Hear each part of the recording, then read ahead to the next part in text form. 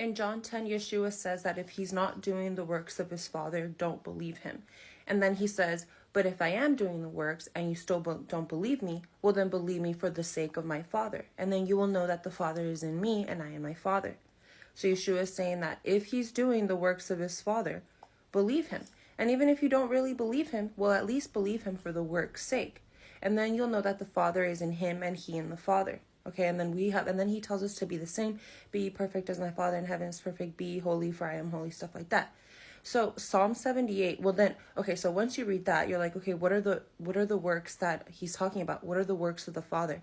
Well, Psalm 78 gives you a perfect example of what these works are. And those works are his commandments, his ways.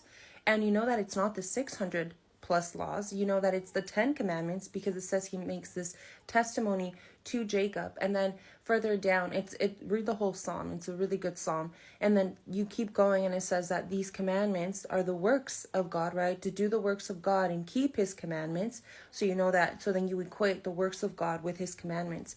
And you know furthermore that it's the 10 commandments because he tells you that you're supposed to teach these to your children. And then you go back to Deuteronomy 5 and 6 and Ephesians 6, where it says to teach your children the law. And that law is the 10 commandments. It wasn't the 600 plus laws. Those aren't the ones that you were supposed to write on your heart and meditate day and night. Those are the ones that were added for transgression. The schoolmaster to teach you how to keep the 10 commandments until the seed should come in Galatians 3.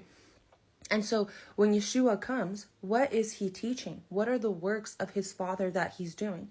Sure, he's doing the sacrificial law because he has to. He had to keep that law until he nailed it to the stake and put an end to the law of the book, right? Because that was part of the reason that he came, was to put an end to that burden until the seed should come. Again, Galatians 3. But you know that he came to do those works because he then tells you in Matthew 9, I desire mercy and not sacrifice. Well, and then you have to go learn what mercy is. You go back to Hosea 6 and 6-7. That's what he's quoting.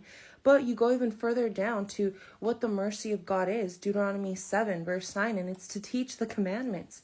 He desires mercy, not sacrifice. He didn't desire the sacrificial law. Those weren't the works of God anymore. Those weren't the commandments written by the finger of God. Those were the handwritten ordinances written by Moses. Those were the ministration of death written on stones by Moses. But Yeshua didn't come to live and preach that. He came to live and preach mercy, not sacrifice. He came to live and preach the 10 commandments. Those are the works of God. So if you're going to believe in Yeshua, well, you better be believing in the 10 commandments and you better be doing them.